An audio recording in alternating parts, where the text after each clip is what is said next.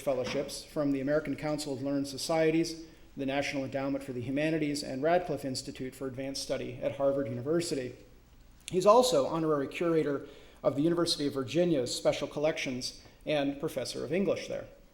Michael's most recent publication is the Oxford Companion to the Book, published in 2010, a 1,000,000-word reference work on the history of books and manuscripts from the invention of writing to the present day.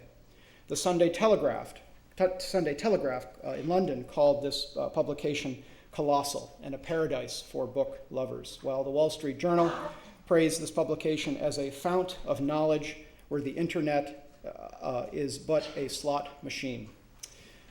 Michael is a Jesuit priest, and he's currently co-general editor of the collected works of Gerard Manley Hopkins. He's also editor-in-chief of Oxford Scholarly Editions Online, which is perhaps the largest digital humanities project extant today. Beginning in 2014 to 2015, he will be holding the J.R. Lyle Readership in Bibliography at Oxford University. Please join me in welcoming Michael Suarez this afternoon. Michael.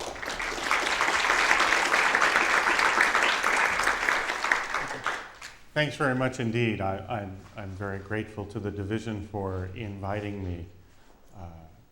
I'd like to explain a little bit about what I propose to do this afternoon. I've been told to limit my remarks to about 2.5 hours, not more, and I will keep to that.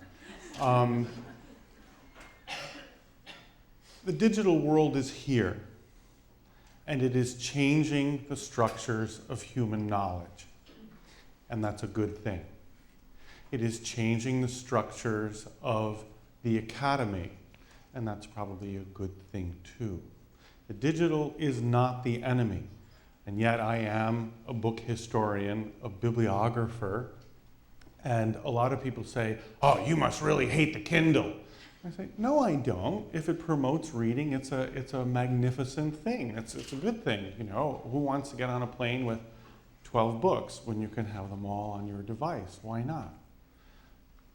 We live in the digital environment, and a lot of my time is spent producing robust digital content with great metadata to enable humanists to ask better questions than they could ask before. For my sins, I am the editor-in-chief of Oxford Scholarly Editions Online, the largest project ever undertaken by Oxford University Press. About £7 million over 14 years, and we are producing a corpus of scholarly editions from the Dead Sea Scrolls, the discoveries at Qumran, all the way up to contemporary authors and born digital content. And this will allow scholars to ask new kinds of questions that they could never have asked before, and more importantly, to get really good answers, to get reliable answers. So the first thing I want to say is if you came here to hear some kind of Luddite rant against the digital, you should probably go now. But you know, I think we're so excited about what the digital is doing for us and what the digital can do for us that we sometimes lose sight of the fact that the digital domain is always, I believe, a world of not only gain, but of loss as well. And I think that we spend so much time thinking about the gains and celebrating what we get from the digital that we're not sufficiently mindful, not sufficiently aware of what some of the losses attendant upon the digital world might be. I believe we're way beyond the idea of either or. I believe in the world of books and bibliography, of humanistic scholarship, and beyond into the social sciences and the hard sciences. We need to live in a world of both and, certainly not either or.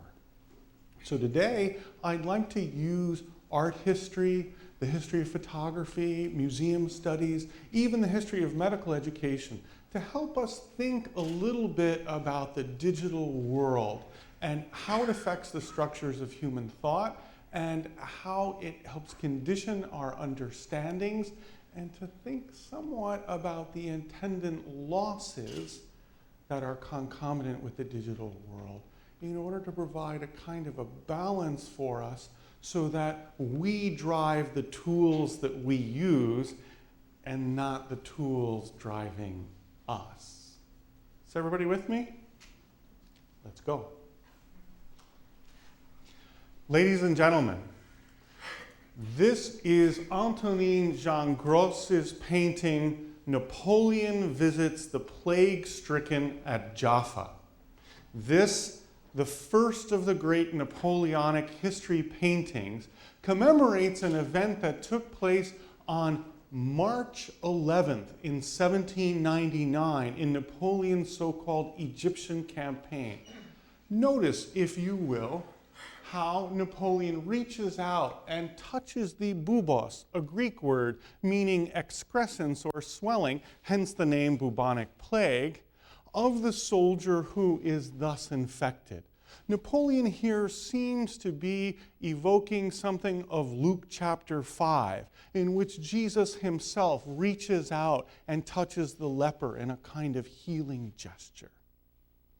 This painting was first exhibited at the Salon de Paris in September of 1804 to prepare the populace for the coronation of Napoleon as emperor on December 2nd of that same year. Is everybody with me? Ladies and gentlemen, this is Antonin Jean Gross's painting, Napoleon Visits the Plague-Stricken at Jaffa. Notice, if you will, how Napoleon, perhaps echoing Luke chapter 5, reaches out and touches the bubos, a Greek word meaning excrescence or swelling, of the soldier who is afflicted with bubonic plague. This, the first of the great Napoleonic history paintings, was first exhibited at the Salon de Paris in September of 1804 in preparation for Napoleon's coronation as emperor on December 2nd of that same year.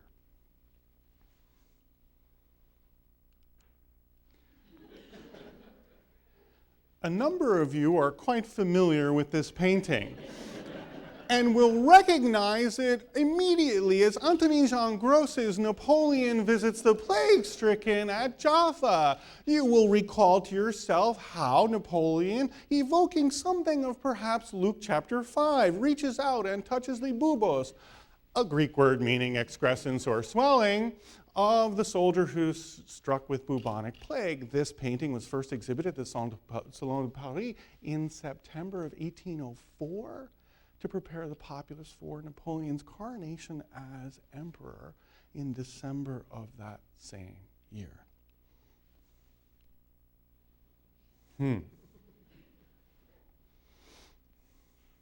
Ladies and gentlemen, this is a magic lantern slide. And we know that because of the heat damage here that calls attention to, as it were, the artifact. And here at the National Library of Medicine and this attendant group, I've committed a terrible ontological solipsism. You were thinking there and you were saying, the Jesuit is committing an ontological solipsism, because I told you that this was Antonin Jean Gross's painting. And I told you that this was Antonin Jean Gross's painting. And I told you that this was the painting. But of course, neither this, nor this, nor this, nor this, nor the magic lantern slide, a reproduction painted on glass, the way that most people learn their art history for the second half of the 19th and into the early decades of the 20th century. None of these is, nor can be, Gross's painting, which is now in the Louvre. These are digital simulacra of the painting. And that raises some important questions. How would you know from looking at any one of these which was the truest reproduction unless you had spent real time with the original? How would you know from looking at this that one of Jean Gros's most important techniques is the use of impasto, in which he takes the paint spatula and builds up paint? How could you see that in this simulacrum of the real artifact? Oh, I'm so sorry. I didn't tell you that this, which I did tell you was one of the first great Napoleonic history paintings, is 16 feet high and 12.5 feet wide. When you walk into the Louvre and you turn the corner, it dominates the room. But there's no way to tell that if you're looking at it on your iPhone or your screen or even up here. Of course, here we can make a manuscript miniature take up the whole space. So that makes me wonder how there are distortions in the digital domain and how these change the way we think. What is the real thing and how could you know? Many of you will know that in 1936, the Kodak Corporation invented Kodachrome. And by 1938, Kodachrome was widely available in the academy. And it revolutionized the study of art history. Because now art history was taught not from reproductions painted on magic lantern slides, no, but on something much, much better. Because now you could have color slide film, and enterprising young academics flew over to Europe and snap, snap, snap. But even more enterprising companies went over and made the pictures themselves, and they sold sets of the Western canon. And teachers began to teach art in the dark off this film. But you know, that made things a lot better, but it started to trouble people in the art world. And there exists something from about 1940, 1941, a debate that goes for a number of years in the art historical community called the color slide controversy. I will summarize the literature for you. So I suppose the first thing I need to say is I promise you this is the only slide I will show today that has bullet points. Okay, deal? Bear with me for the one slide and we won't have any more bullet points. But the color slide controversy says, well, wait a minute. If students spend all their time looking at the reproduction, then the reproduction becomes the work of art for the student, especially if the student has never spent time with the original. So the reproduction gains primacy, and the original is displaced. But also, there's a kind of a change in the way we see.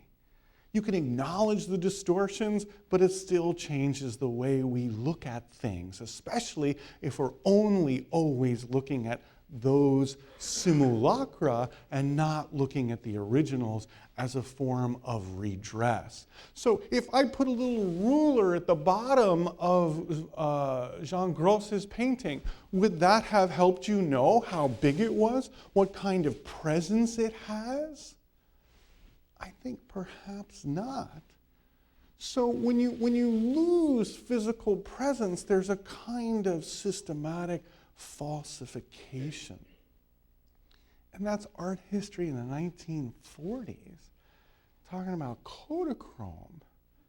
And I say, well, why are we not using these insights from art history now to help us think more capaciously and more critically about the digital environment and how digital reproductions can affect the ways we see? Again, I use the digital every day. I couldn't do my work without it, but I want to know how it changes my epistemology, if you will, my perception, and how it changes that of my students so that I can drive the technology instead of the technology driving me. So fortunately, we don't have to worry about any of this in the library. It's all okay. So a vendor like ProQuest says, these images show the works exactly as they appeared in the original. So you guys want to go have a drink? We're done, right? We're done. There's no problem. Or is there? Or is there? The vendor tells us no. But here is a photograph of a document. You can see it's from Elizabeth's reign. It's a government document, and it's from 1596. But if we go to early English books online, because of the remediation of that document, what do we see? There's the screenshot for you. The Elizabethan proclamation has become a work of science fiction. Oh, but this is just a question of quality control. Well, guess what? The corpus is gigantic, and I have found hundreds and hundreds and hundreds of examples. Now, we know that there's no such thing as Elizabethan science fiction, and 2596 is just a mistake. What other mistakes are in there? And if I'm using these books for textual scholarships, if the text matters, if the artifact matters, then is this trivial or is it substantial? If this is one case among millions, maybe it's trivial. If it's systemic, and how would you know unless you knew, then maybe there's a problem. So here's one that really troubles me and puzzles me a little bit. This is the Hereford Breviary, a book that I've been extremely privileged to work on. But when I look at the reproduction of the Hereford Breviary in the copy that's available online, the copy, this is what I see. And it's very, very difficult to read all this text in here, as you can see, these two columns. And you know something about books and bibliography, and you might say, well, this is a problem of inking. Well, of course, it's not a problem of inking. If you've looked at the original, what do you know? That the part that is illegible is the part that's meant to jump off the page and be most legible, because the part that you can't read is that which is rubricated. So again, unless you had spent time, how would you know? And it's not enough to say, well, someday there'll be a much better reproduction. No, because my doctoral students are using this reproduction. And so are somebody else's in Wisconsin, and somebody else's in Berkeley, and somebody else's in England, and somebody else's in Dublin, and somebody else's in Prague. So this is what we have, and there's no financial incentive to make another. So this is what we got, and it's broken. Okay. So I don't normally agree with Google, but you know, when they were arguing their case about copyright and intellectual property, they said, you know, these aren't books. These are images of pages in books, and a collection of images of pages in books aren't books at all. They're something else. Well, I agree with that. Of course, the judge didn't buy that intellectual property didn't obtain. But a sequence of images of page openings ain't a book. It's a sequence of images of page openings. And it's damn useful. It's really useful. My scholarship depends upon them. But are we living in an environment of pure gain, or is there attendant loss as well? So Patricia Hayes, who's a historian of photography and museum studies, says, you know, gosh, when they ripped all the photographs out of the scrapbooks and out of their original context and digitized them, if people had done this with books and manuscripts and other documents, they would have marched in the streets. Well, guess what? They did dehistoricize the books and the manuscripts, and people did march in the street. They had a parade. And I wonder about this whole problem of decontextualization, taking away the artifact, taking away the context. What does that do to us? How does that change the way we perceive? So Jason McElliott, who's professor of history at no less a place than Trinity College Dublin, said last September, my students here prefer using the database rather than going into the long room at Trinity College Dublin. But the problem is that most of them have no way of relating what they see on their screens to the actual physical books themselves.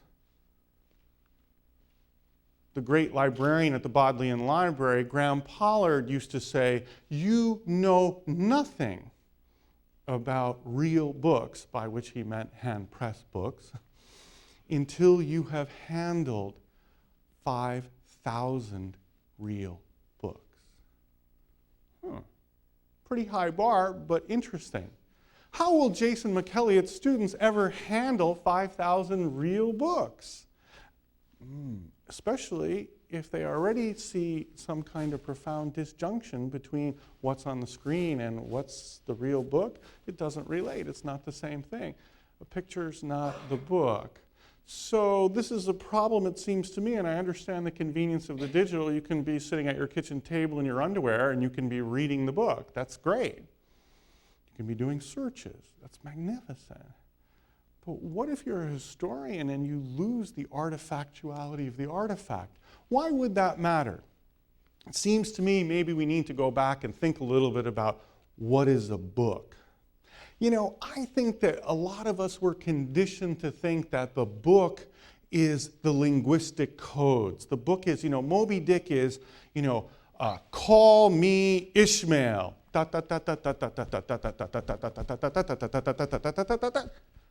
And I alone have survived to tell ye. That's Moby Dick, right? But ask yourself a question. Does Moby Dick exist as an idea or a concept apart from any of the actual embodiments of Moby Dick? No physical book, no Moby Dick. And isn't it true that every physical instantiation of Moby Dick is an interpretation of Moby Dick? So a book isn't just its linguistic codes, a book is a complex object. It's an interacting system of signs. It's a combination of materialities made by communities of people for the creation of cultural and linguistic meanings.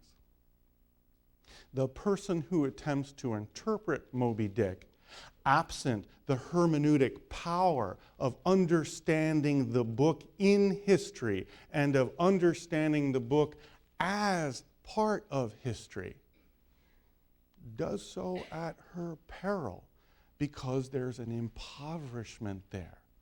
Bibliography has become a scary word, but bibliography, not the making of lists, but bibliography, learning how to read the material object, is nothing more or nothing less than a form of literacy.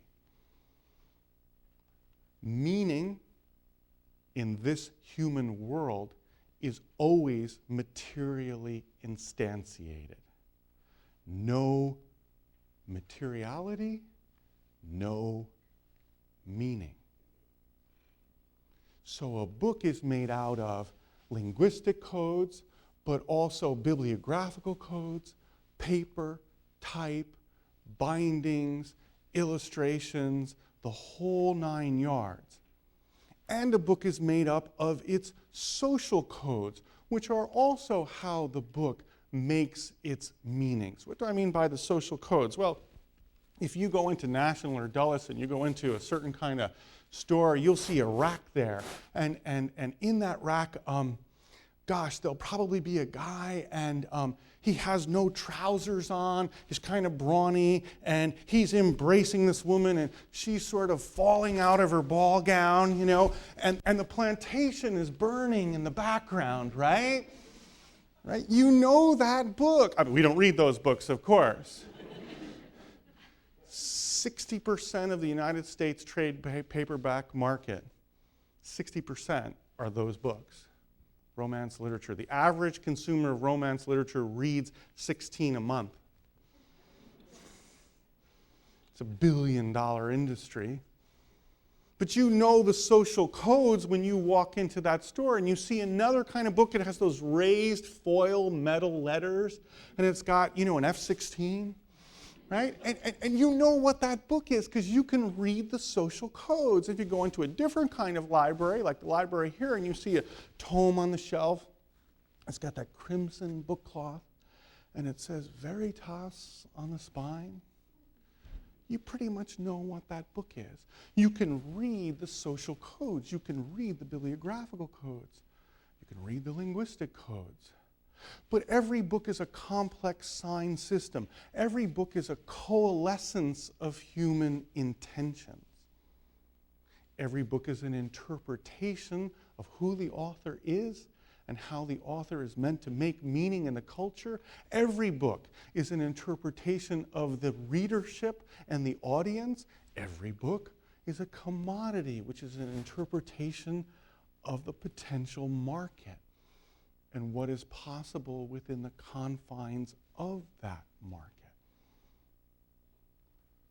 Look at books as pictures on screens, absent their artifactuality. You are doing your hermeneutic operations in a horizon of absences. You are doing your interpretive work in a world of impoverishment because bibliography is a form of literacy and you can't read what isn't there.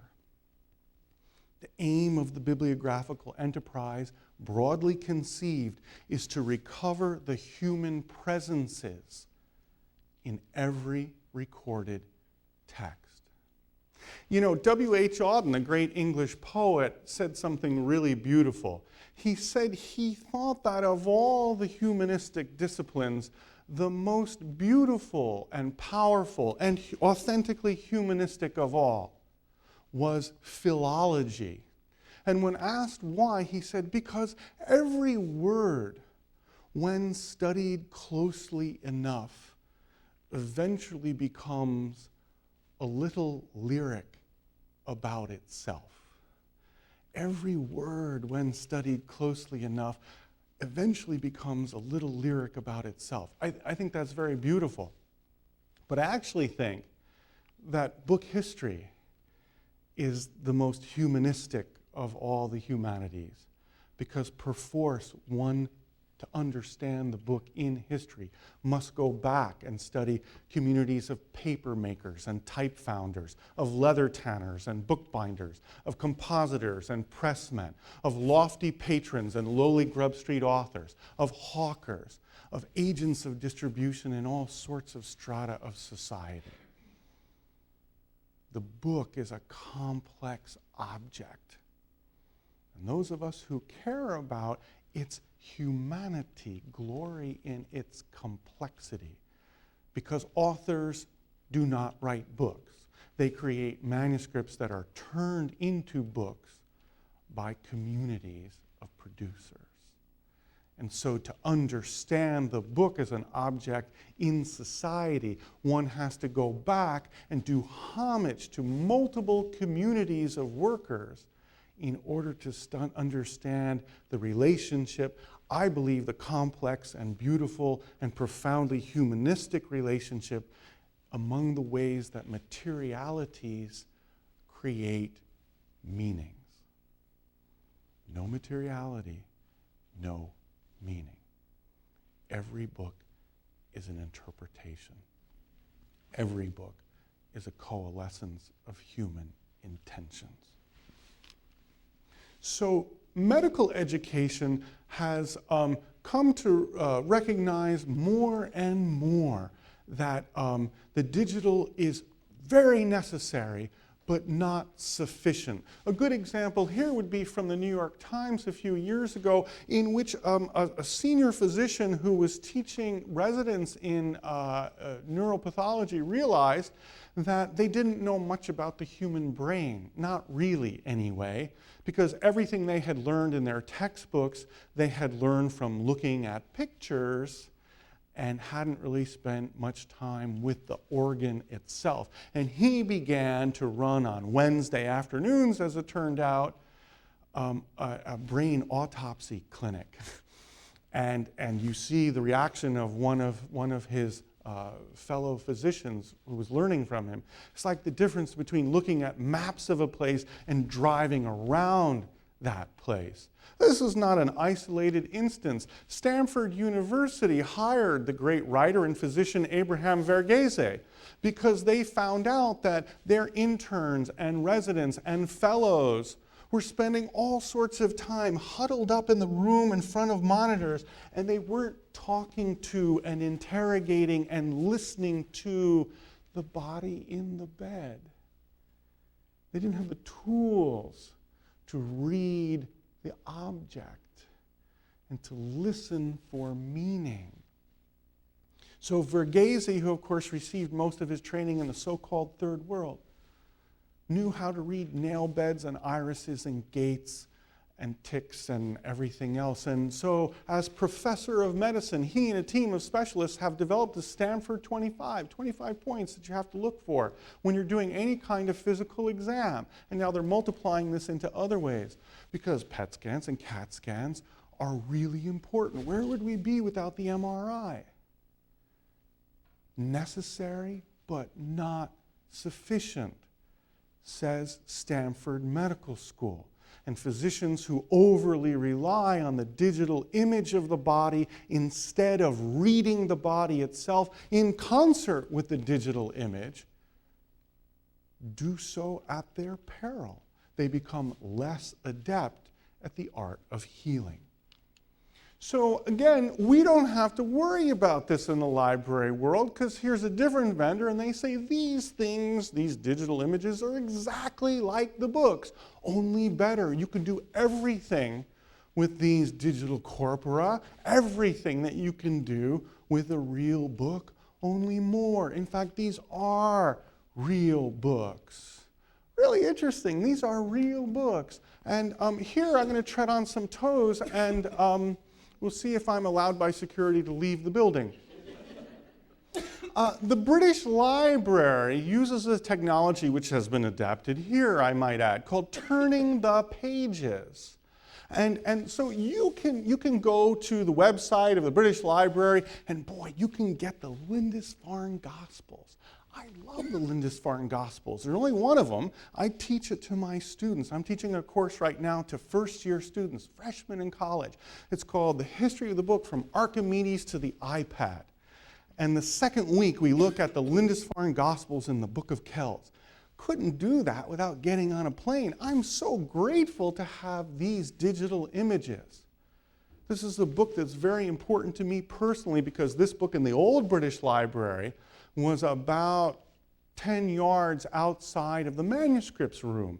And I'm not ashamed to say to you that I used to visit this book every morning. In fact, I used to come and pray in front of this book every morning before I would start my day's work because it's a major work of Christian scholarship and art. But I'll tell you what, turning the pages where you take your mouse and you mouse over and the page goes like the storybook on the cartoon, right? This in anthropology is called a skeuomorph. It's a palliative, a carryover from an old form to a new form to make you more comfortable with the new. Remember, some of you are too young, but some of you will remember when you got your new car and it had vinyl seats and you climbed into that car and it had the stitching on those vinyl seats, which was really just plastic injection molding, right? But it had the stitches on the seats, right? That's a skeuomorph. There was no stitching. but it made you feel better. It was a palliative for you because you knew that car seats in 1968 had stitching on them, or at least they used to. Well, why are we pretending? Why is the British Library pretending that this is the Lindisfarne Gospels and that I can turn the pages? We can joke, but it seems to me pernicious. It seems to me truly pernicious because I think that this then prevents certain kinds of intellectual operations of the ones I'm talking about. To say, well, I'm not looking at the real book, and I can't always tell flesh side from hair side, and I could do some things in the digital environment that I could never do with the real thing, but other operations are lost to me. And isn't it good to know the difference? Remember the color slide controversy, where the reproduction becomes not just the substitute for the original, but becomes the original in the minds of its users. What price do we pay for the convenience? Question I always want to know is, I'm grateful for the access, but I'm getting access to what? What am I really getting access to? And so when I can go to the National Library of Medicine and turn the pages of Vesalius, what does that do? And how is that intellectually productive? It's probably really good for the numbers on the website. Maybe it's not so good for people who want to study the transmission of medical ideas. So what is a digital book for? A keyword search. And I use keyword searches all the time. They're important, they're convenient, they speed things up. Got it. So, but I kind of need to ask you. Don't raise your hand. Let's not do this. I hardly know you. I'm an 18th century English professor. You guys ever read the 18th century salacious novel Fanny Hill? It was a bestseller, right? The Memoirs of a Woman of Pleasure. Bestseller. People bought it like crazy. And they bought it because, why? It was a salacious novel, right? So don't raise your hand, don't tell me, just look in your heart here. What words would you put in to recover the salacious content of Fanny Hill? And how would you know? Unless you read the book, trying to figure out what words you'd put in to recover the salacious content. One of the principal words is engine. Engine, actually. So maybe you read Tom Jones, and Tom Jones is very funny, and people love Tom Jones. So it's a very funny book. It's a classic now of English literature. So if you ever read Tom Jones, let me ask you a question. Everybody prized, all the contemporaries of Fielding prized Tom Jones because of his use of Lucian and because of his kind of transforming the Horatian sermo into something that had a lightness of touch. That's why people prize that book. So now what I want to know is, what key words would you put in to recover the transformation of Lucianic content or to show the adaptation of the Horatian sermo in Tom Jones? You could find every instance of someone's name, I guess. It might be useful in some ways, but if you want to do real literary criticism, what's this good for? And how would you know? How would you know unless you had already studied the book in a thoroughgoing manner? So what's the great desideratum of the digital?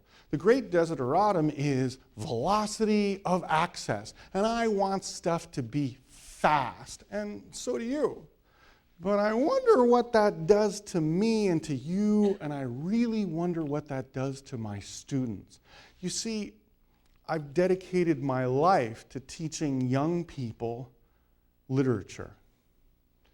And I've dedicated my life to producing scholarship about beautiful and important works of art. And I was taught a long, long time ago that if I gave myself unremittingly, with great dedication, and with tremendous generosity to the literature of the time that I was studying, that maybe, just maybe, after a lifetime of disciplined study, that perhaps my own life could become a little bit more true and a little bit more good and a little bit more beautiful. And when I try to teach works of art, Pope's poetry, for example, John Dryden's plays, when I teach these works of art to my students and I say, ladies and gentlemen, here is the true and the good and the beautiful. Here is the precise and elegant use of language for our time. And if you engage with these things in a sustained manner, you could become a humanist. A great title for any human being. And these works of literature perhaps, just maybe, might make you a little more humane. And in their truth and in their goodness and in their beauty, by virtue of your sustained and humane engagement with them, they may change your life. And I'm scared. I'm scared because I don't know what that has to do with velocity of access. I don't know. And I know it's changing me. I know that more and more in my own life, I conflate searching with researching. And the search is not research. The search is maybe a propedeutic step to asking better kinds of questions. And I worry a lot about what it's doing to my students and how it's transforming the humanistic enterprise to which I have given my life and which I am commending to them as a way to deepen their humanity. So a woman named Marianne Wolfe, who's a professor at Tufts, professor of cognitive development and of neuroscience, she put people in the tube and took pictures while she had them doing deep reading. And I love the title of her book, Proust and the Squid. She should win a prize just for that. But they were doing deep reading, and she found that as people really gave themselves that sustained engagement that I was talking about, as they lost themselves in the story, synaptic connections were formed in the human brain. But concomitantly, she found that when she put those same human subjects in the tube and had them performing the operations that we routinely perform on the internet, and sifting through data to find relevant hits and so on, she found the sundering of synaptic connections. She found that the human brain became less connected as we decoded as opposed to as we read deeply. I'm a poetry professor. I'm not a neuroscientist. But I think her book makes compelling reading, and I think it's troubling. Because again, are we in the business of the fruits of sustained engagement? Or will velocity of access become the great desideratum of our time? And certainly in humanistic scholarship, as well as in many other areas of human endeavor, will, under pressure to produce, will I put in the word servant in a corpus of, stay with the example, 18th century novels, find all the instances, bang them together, write it up, and there's my book? And is that a book you want to read?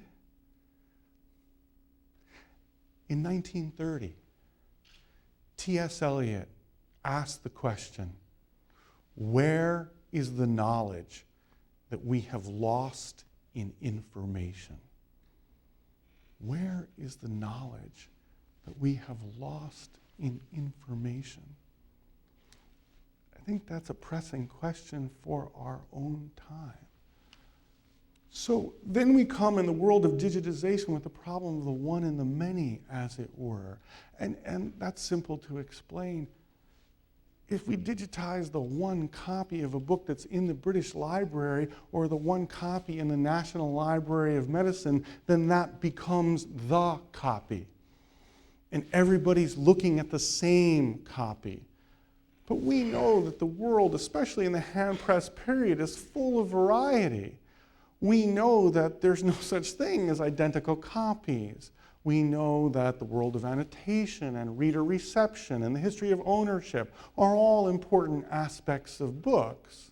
But if there's one copy that everybody looks at, is this not contributing to our intellectual impoverishment as well? So I'm kind of with Lionel Walter Rothschild, the biggest natural history collector in the history of the world. And as an individual, and Rothschild had 2,225,000 different instances of butterflies. And somebody said, why did you do that? And he said, there are no duplicates in my collection. Well, I'm a hand-pressed bibliographer, and I can tell you, along with great bibliographers like David Pearson in London, there's no such thing as a duplicate in the hand-press period. But when you digitize the one, you got the one. And you don't understand the role of textual variation in transmission. And it matters. It homogenizes human thought. That can't be good. So I think when we think about the digitization of printed matter, we have to think about the word simulacrum, for that's what we're really beholding as a simulacrum. And we see, ladies and gentlemen, that to simulate is to feign or pretend to have what we do not possess. Simulacrum is therefore a representation of what is absent. I submit to you that to read in the digital environment, the digital surrogate is perforce to read in a horizon of dislocation and of absence, for that which is contiguous is now sundered. And with the power of the word search, every book and every corpus becomes an infinitely shuffleable deck of cards, a kind of never-ending subject index that I can use for the power of my search and perhaps research. The absence of the physical object is always present. The absence, therefore, concomitantly, of a kind of a hermeneutic power that comes from bibliographical and book historical knowledge is no longer possible. The digital world is good, but it changes the way we see. And if it changes the way we see, to what degree will it change the ways in which the next generation and the next generation sees? The digital environment is here to stay. It is changing the structures of human knowledge in many, many salutary ways. I'm delighted by its advent. I devote many, many of my working hours to trying to produce as faithfully as possible the largest digital humanities project in the world. But I also feel that I must recognize that in the end, the digital book is no book at all. Thank you very much.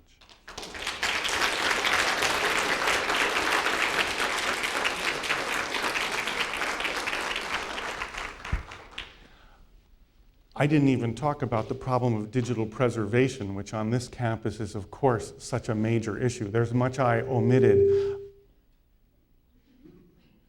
Often my pacemaker batteries give a lot of feedback to the mic. I'd be delighted to take questions. Sir. This is a personal experience. A text that I have generated on the screen digitally. And it looks very good. There are very few mistakes. It is alive. But then when I get a hard copy of it and start to read it, I begin to see errors that I do not see on the screen. Is this unique to me, or is this a phenomenon worth considering? It's absolutely unique to you, and I'm so pleased you've come to the National Institute of Medicine. I think we can effect a cure. I'll tell you a little story. I last year taught this course called The History of the Book from Archimedes to the iPad to a group of University of Virginia freshmen, and boy, they're smart. And but about the third or fourth week, I had to read them the Riot Act. I said, "You're not reading. You don't get it. You're not sufficiently prepared for this seminar, and I won't have it." And they said, Prof, we're reading. We're doing all the reading. We really are. And I said, "No, you're not." And they said, "We are. We're really reading it all." And I said, "Well, where are your printouts?" Because I had it all up on a Colab site. They said, "No, we're reading it on screen." And I said, "Okay, well, I thought this was only me, but maybe it's you too. You have to print it out. You have to take notes. You have to mark it up. You have to do all the old-fashioned operations." And their comprehension went up, up, up, up. Now, maybe there's a degree of the Hawthorne effect there. I don't know. But I will tell you this. Even these 19-year-olds consume text very, very differently on screen than they did when it was embodied in paper. They could carry it around, look at it again, and have it with them, and mark it up, and make it their own, and rifle through things to get to the seminar, and so on. These are kids. These could be my children. You know, they're a whole nother generation. Now, will the next generation be different? I don't know. I'm giving a talk at Scholastic in 2015 about the book and how the video book, which is a powerful and beautiful thing, is changing the way children read. And again, I don't want to run in the street and say, the sky is falling, the sky is falling. It's a good thing, especially if it promotes literacy, especially if it engages and promotes the development of the human imagination. It's a good thing. But it's a change, and I want to understand the change. I don't want to just adopt the technology and say, let's not think about what it's doing to us. If it feels nice, don't think twice. I'm not so sure. So I think that we have to say the digital domain is different than the domain of print. Print isn't better, print isn't worse, it's different. And I think we have to say, well, what are the cognitive surpluses that come from the digital? And what are the cognitive surpluses that come from print? And how do they overlap? And how are they sundered in some ways? Both and, not either or. Loss and gain. Not just gain. Not just gain. Both. And so I think it's really important to ask what's lost. There's a consulting company who I'm working with right now on another project, but they have this report, the Ithaca report, called What to Withdraw, published in 2009. And on page 11 and 12 it says, digitize all the books in the library and that'll take care of just about everybody, but there are some edge cases. There are some edge cases whose needs won't be sufficiently met, but you can deal with them. But for political purposes, here's what you do. It's expensive to keep a book on the shelf. So what you got to do is digitize the whole damn thing. Okay, the sound effect's not in the report, but put it off-site. And now, for political purposes, wait 30 years, and all the people who care about the physical book, they'll be dead. And then, this is a report that's for senior librarians. What to withdraw? How are you going to manage your collection? Digitize all the books, put them off campus, wait till I die. I'm hoping Steve dies before me, to tell you the truth. And then, do whatever you want. Put them in recycling. Be environmentally friendly. Right? That's pernicious. That's pernicious. If we look at from the medieval period to today, the artifact, the human artifact that most survives is the coin in the greatest numbers. The second most surviving human artifact is the word, books and manuscripts. If I need an index of a civilization, one way of interpreting that civilization is no longer pot shards. It's what that civilization invested in to produce. It's the book or the manuscript as a coalescence of human intentions, as an interpretation of a readership, as an interpretation of an author and how he or she means in the culture, of what the book is for and how it is meant to be used as an intellectual tool or as an entertainment, to be carried in the pocket during a coach ride or to be read from a great lectern in a cathedral.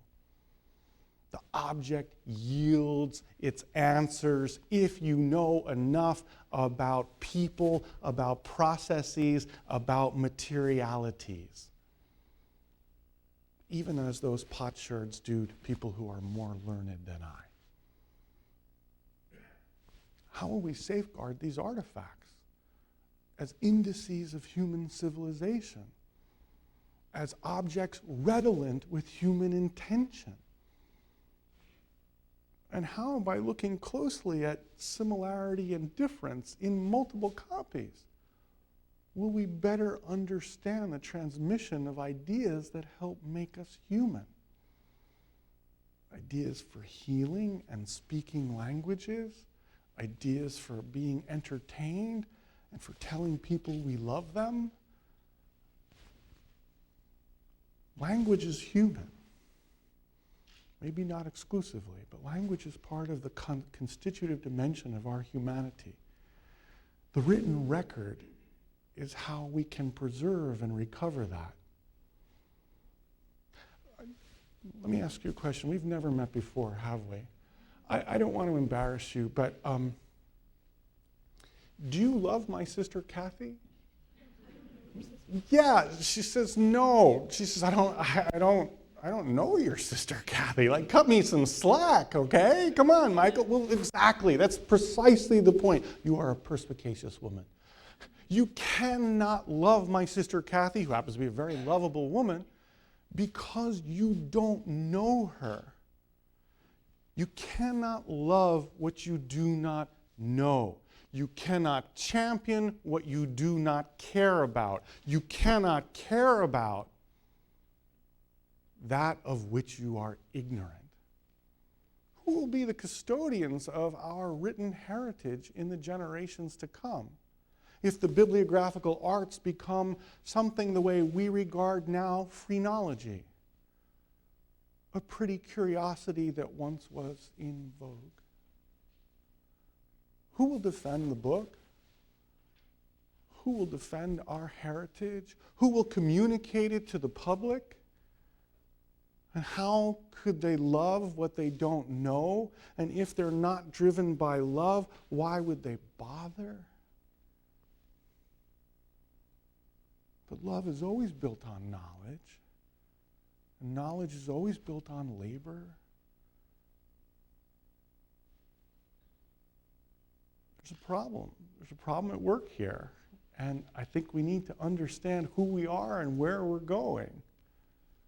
This is not a commercial advertisement that you all should go to Rare Book School. Although you should. But nonetheless, it seems to me that all of this is tied up in the way we read, the way we consume texts, questions of access, questions of how we give the past to the generations of the future. It's important. This matters a lot. Sir? So last time I read Moby Dick, it was a big fat paper. Right. And it had an introduction that told me what to look for, look out. Ahab's not just a guy, maybe he's a symbol. Now, that I obviously am not reading the first edition, as Melville would have seen it. That seems to me precisely the same thing. Mm-hmm. I could just as well have read it online and been able to hunt for the whale every time I wanted to. But it would be the same, I would argue, pretty much the same book. And I could, if I cared, go and find that first edition. You could now. Yeah. You could now go ahead and find the first edition, right. And maybe a manuscript somewhere Right. in Melville's own hand. Yeah. And a Born Digital edition deserves the same care that we would give the first edition, or the Rockwell Kent edition with those amazing illustrations. A Born Digital edition is also a coalescence of human intentions, is also an interpretation of the book, has incredible value about the history of the transmission and reception of that book. So what's the difference? The difference to my mind is I think that we need to preserve our human history to understand what Moby Dick was and what it is for us. And that edition you read with the scholarly introduction that said, Ahab is a symbol, be careful. That's part of the transmission history of the book. And that's important because that's part of how American literature gets canonized and all the rest. But reading pictures of it on the web, for example, is not a bad thing. It's a great thing, especially if it's really convenient. It's no bad thing at all. It's just not the whole thing. Well, it's as much the whole thing as my paperback book. I don't think it is, sir. I don't think it's as much as. Another artifact, with a different wrapper and a different. Someday in the distant future, they'll look back and say, here was an edition that was a PDF of a photograph of an old copy. Okay, but the photograph of the old copy. But the rhetoric of the Academy now is that the photograph of the old copy is just the same as the book. And it's not. It's a photograph. But didn't the guy who sold me the paperback book think he was selling me, this is Moby Dick. You don't need to go to the library and find an older copy. This is it. It is Moby Dick, but it's not the same as reading the Rockwell Kent edition or the first edition. It's something different. But now we're saying that the photograph of the book is the same as the book. That's the rhetoric of the Academy. We're giving you access to exactly this. You can even turn the pages. It's just the same. And it ain't just the same, to use a catechetical figure, if I may, in this company. It ain't just the same. It's something different, and it changes our habits of mind, even as the gentleman can't correct his own prose on the screen, but has to print it out. So do I. Even as my students' comprehension level change. You change format in a book, you change the reading experience. You change the environment, you change the reading experience. Do we want to document this? Is it important in the cultural history of reading? You bet it is. But all I'm suggesting is it's not the same thing as the book. It's another thing. It's not a bad thing, it's just a different thing. We have to be cognizant of the way this different thing changes our habits of mind. And we have to understand what the tool does to us in addition to what we can do with the tool. So I don't think we disagree. I think it's a question of emphasis, or as my father used to say, emphasis. If a digital representation of a book is a distortion or lacking something that the book has, since authors don't make books, but they write manuscripts, isn't a book a distortion of that? And isn't the manuscript a distortion of the intellectual and emotional wherewithal that an author brings to a story? Thanks. So Mallarmé famously said, a poem is not made up of ideas, but of words, right? So is the manuscript, as it were, the mediation of the poet's thought? Sure. Is that manuscript then taken by a community of workers and turned into a book? Sure. Is that a distortion? Well, one way of looking at it is that it's a distortion. Another way is saying, well, it's an interpretation. And then that gets interpreted and interpreted again. There's a guy named Roger Chartier, whom many of you will know, and he was interested to ask the question, how did Molière become Molière? And so he walked in the Bibliothèque Nationale and said, hey, I'm Roger Chartier, bring me every copy of Molière in the Bibliothèque Nationale. And he lined them up in chronological order, and he said, first he's just some guy like everybody else.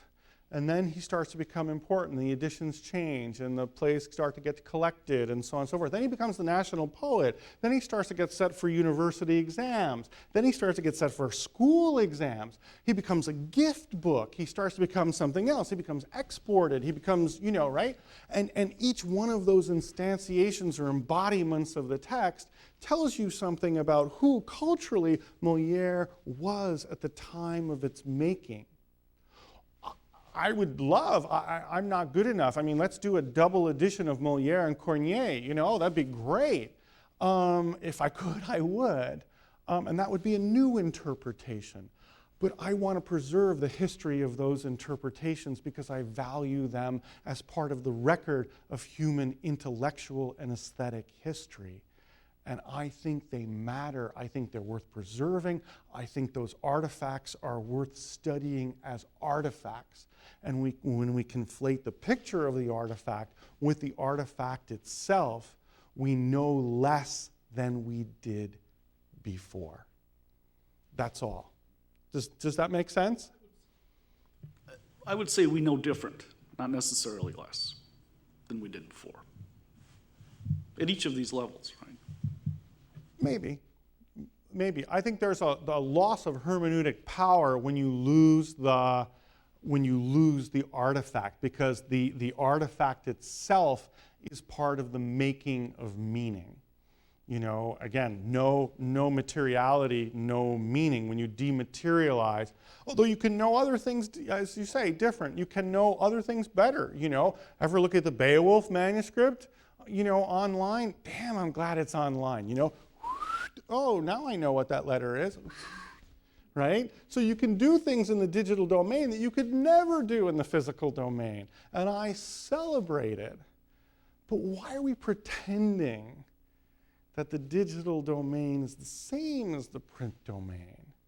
That seems to me very strange and not intellectually productive. Let's ask the appropriate questions of each domain, but when we start to conflate them, I think we're treading on epistemologically tortuous ground, it seems to me. You've had your hand up, I'm sorry. I was wondering if you had any thoughts about hypertext and hyperlinking that are in these online texts. I find it sometimes overwhelming to have all of those hyperlinks, and I also sometimes question the decisions that enter into these publishers' brains as far as what to hyperlink, what to underscore, what to emphasize. Sure. So the whole question about hypertext is a great one.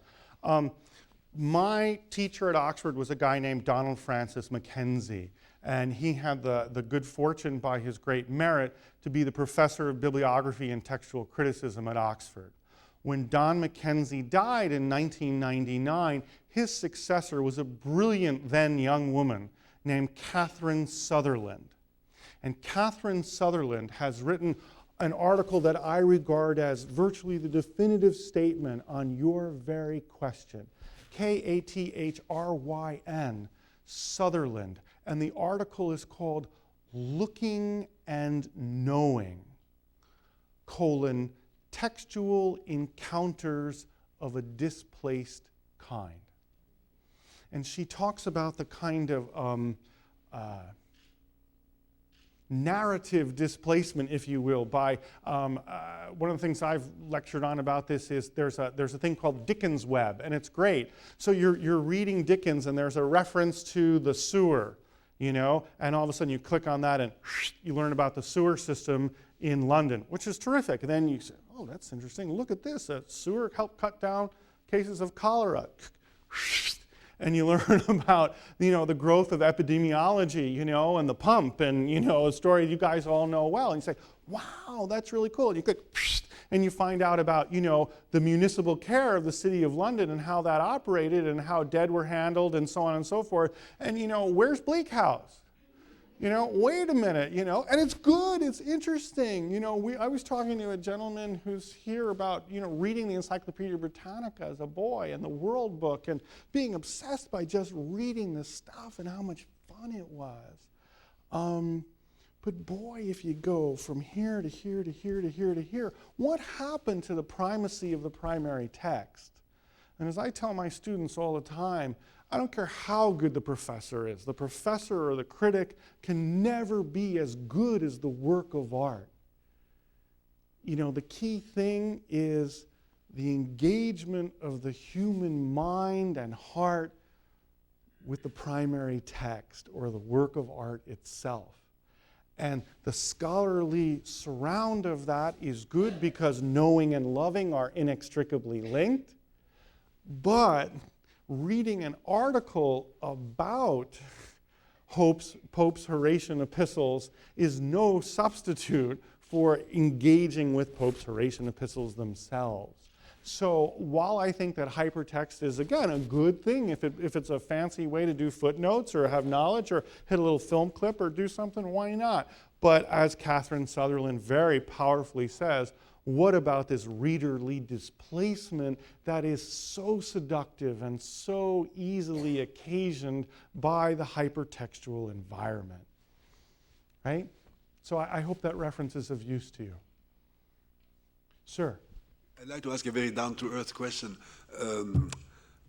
How do the representatives of the major publishers react to what you're saying? Because it seems to me that for them it's going to be either or, and they are running all the way away from the print and into the electronic media, which bothers me a lot, and try to convince them. So I would like to know what you think. Sure. So what's the future of print? I don't know, but I know the codex is pretty damn useful, right? And it's been around a long time.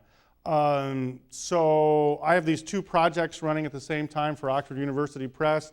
As we heard, one of them is the collected works of Jared Manley Hopkins, which will come out in 8 volumes in print.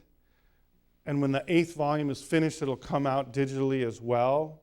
And that's great for me because it's both and. So the Oxford Companion to the book, 1.1 million words, came out in print and came out at the same time digitally. Am I very happy that the digital sales hurt the print sales? No, because I got a different royalty contract on the print sales than the digital sales. But there are always going to be economic drivers, and there always have been economic drivers in the production and dissemination of text, and that's no bad thing. And there are some things, think about the physician's desk reference. You really need a print copy of the PDR?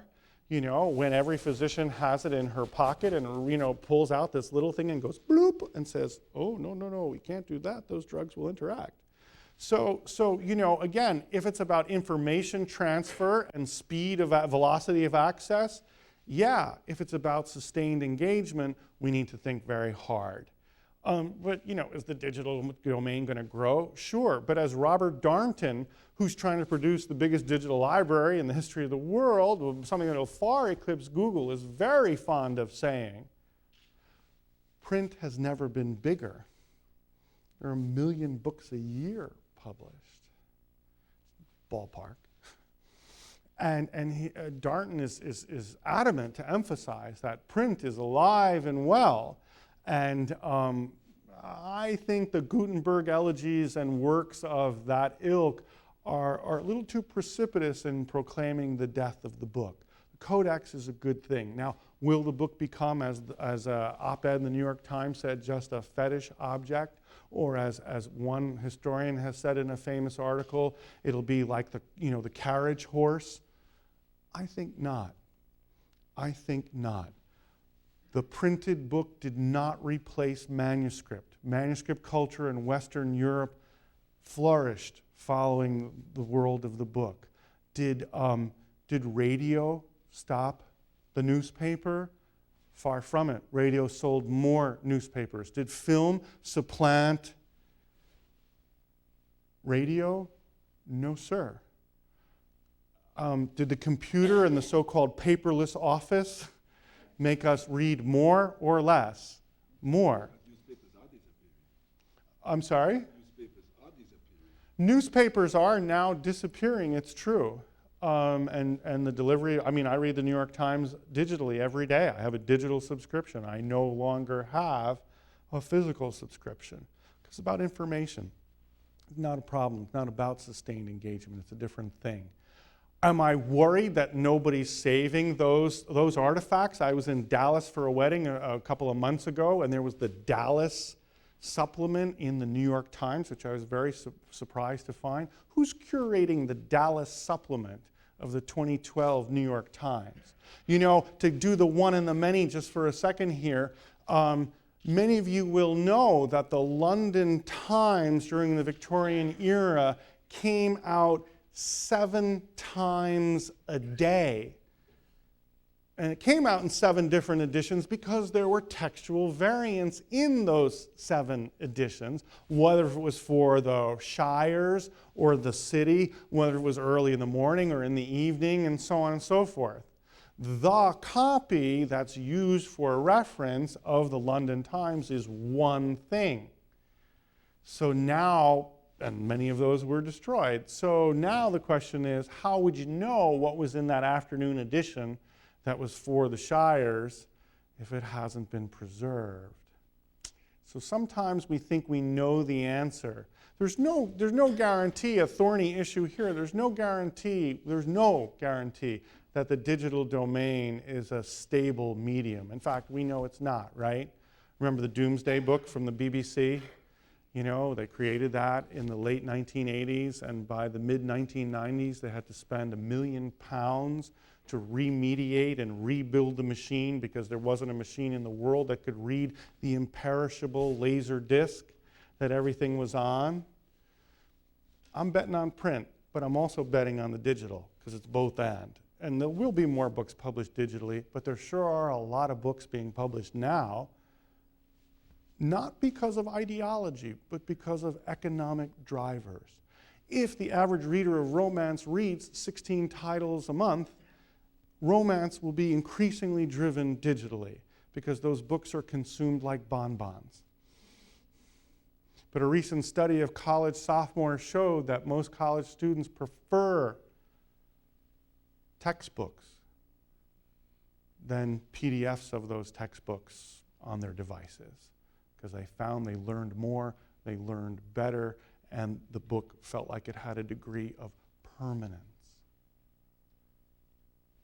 So, of course, not permanent, but you know, when I was a boy and I went to college, I took a copy of Virgil's Aeneid with me because I had taken a very difficult AP class, and it was a kind of a totem of human knowledge. I still have that book in my office. It's still a totem of human knowledge and of classical culture for me. If I worked on Virgil Book 6 on a PDF, how could I do that? How could I do that? The digital can do lots of things that the book can't do, but it can't do some others. I want both. I want it all. But there'll always be economic drivers, and that's not a bad thing. Print should never be a charity case. It should be produced because of its economic and cultural utility. Both. They always go hand in hand. No money, no culture. No culture, bad money. Because a valueless society. Don't you think? Thank you very much indeed.